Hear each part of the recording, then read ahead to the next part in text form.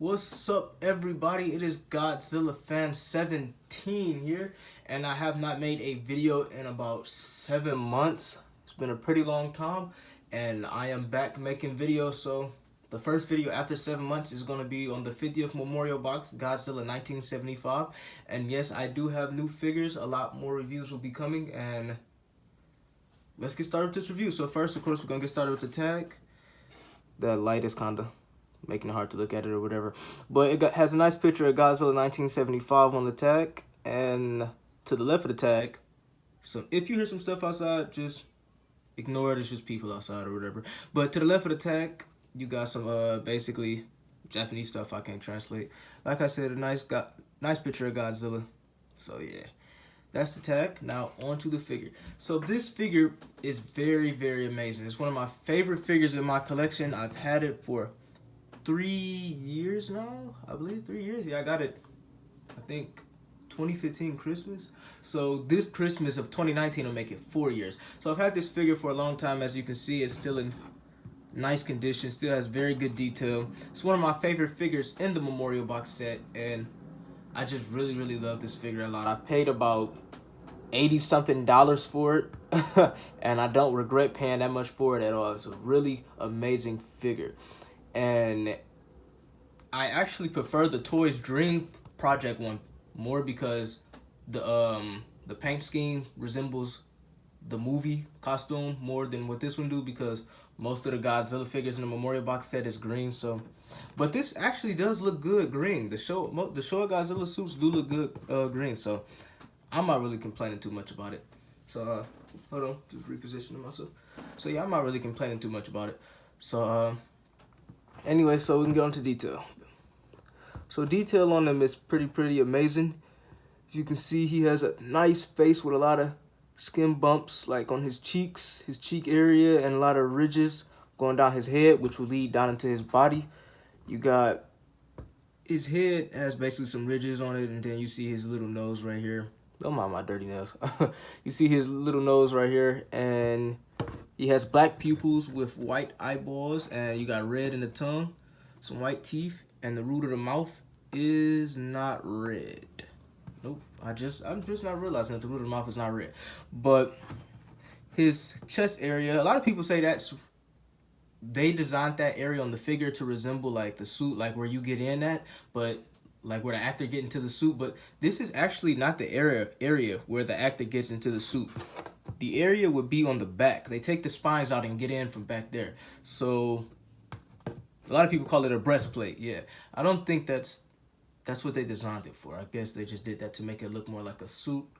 But anyway, so this area, the breastplate is highlighted, the two kneecaps is highlighted, and his forehead, the top of his head is highlighted. I just realized, do guys have a forehead? I think this area will probably be his forehead. But and that's really the highlighted spots. Basically, yeah, right there, his forehead, kneecaps, and his breastplate. So yeah, but anyway, so you got a nice texture going. Basically, it's the same texture that it starts up here with the ridges, and it goes all the way down to his toes and all the way down to his tail. So it has a nice little texture and feel to it. And his whole body basically is green. And this is like a darker green or whatever. No, this is a lighter green. His kneecaps, breastplate. That's why they highlight it. And his whole body is a darker green. And let me see what else we got. His fingernails is like, how can you describe that?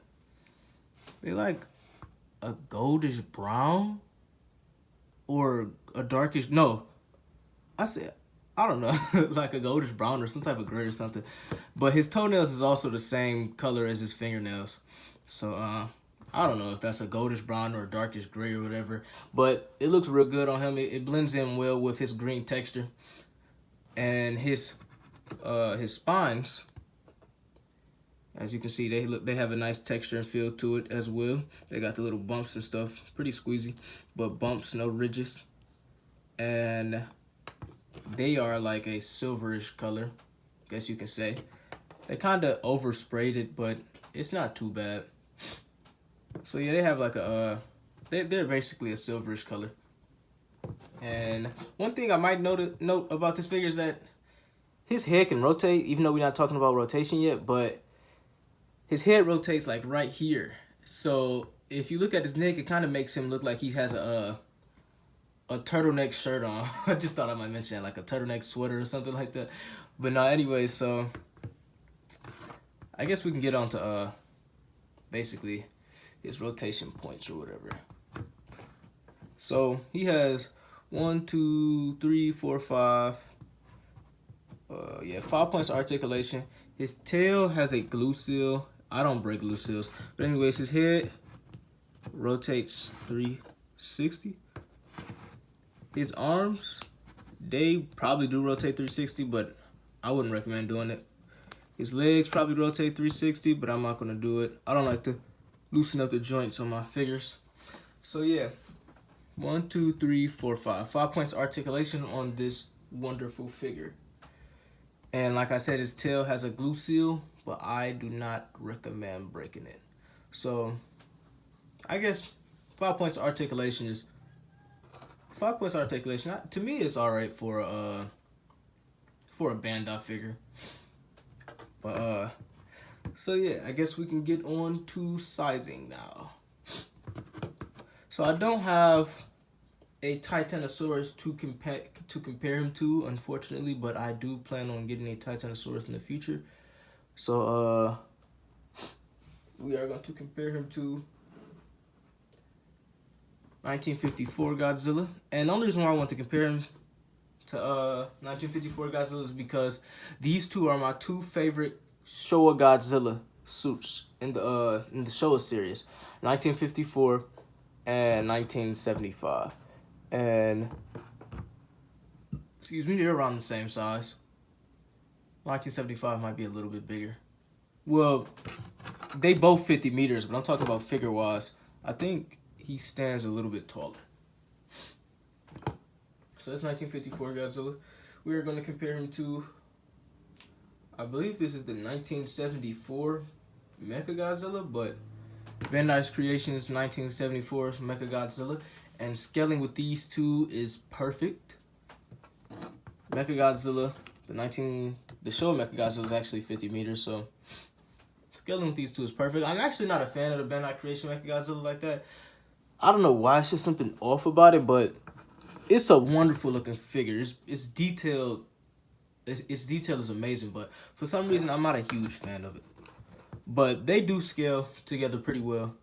I do want to get the Bandai Japan's Mechagodzilla for sure. And then we're going to compare it to one more figure, and that's Ultraman. And Ultraman Tiga, I believe this is Ultraman Tiga. Always has a hard time standing, but he stands slightly taller than Godzilla 1975, but they do look good together. Ultraman doesn't want to stand for whatever reason, so that's on Ultraman. So yeah, that's scaling for Godzilla 1975. Scaling is pretty good. It scales well with your 6-inch figures. Like I said, I do have to get a Titanosaurus in the future to go along with it, so I can have the complete set for the Terror of Mechagodzilla movie. So yeah, I am back now, you guys, doing reviews. I've been gone for about 7 months, been real busy, but I am happy to be back. I hope to gain more subscribers, just put them like this. But I hope to gain more subscribers in the future because I have a lot more Godzilla figures now and a lot more reviews to get out the way. So, hope you all enjoyed the video. If you do, please leave a like and comment in the comment section below. And if you are new to the channel, please subscribe. Alright, you guys, peace out.